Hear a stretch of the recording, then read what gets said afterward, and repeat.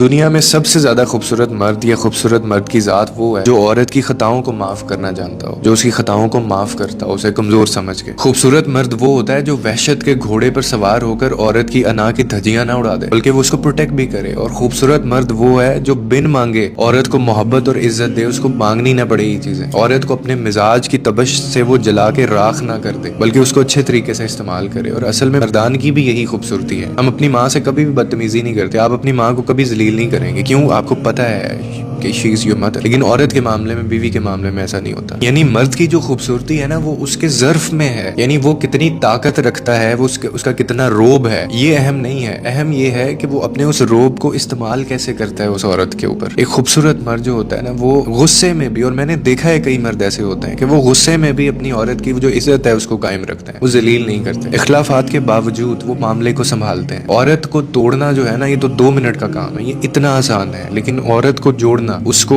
تحفظ دینا، اس کو وہ احساس دلانا، یہ اصل کام ہے اور یہ سب سے زیادہ مشکل ہے۔ کیونکہ عورت کو نا محبت سے زیادہ سکون چاہیے ہوتا ہے، اور سکون بھی اس کو ایسے مرد سے چاہیے جو اس کے ساتھ رہتا ہے، جس کے لہجے میں نرمی ہوگی، جو اس سے بچوں کی طرح پیار کرتا ہو، جس کی موجودگی میں وہ خوفزدہ نہ ہو، اور جس کے ساتھ وہ خود کو کمتر محسوس نہ کرے۔ کیونکہ عورت کو توڑ دینا بہت آسان ہے، جیسے میں نے آگے کہا۔ جس دن آپ اس کے آنسوؤں کی عزت کرنا سیکھ جائیں گے، آپ اس کو تحفظ، محبت دینا سیکھ جائیں گے، آپ اس کے لیے کھڑے ہونا سیکھ جائیں گے، پھر وہ آپ کی عزت کرے گی اور آپ کو کہنے کی ضرورت نہیں پڑے گی کہ تم میری عزت نہیں کرتی ہو۔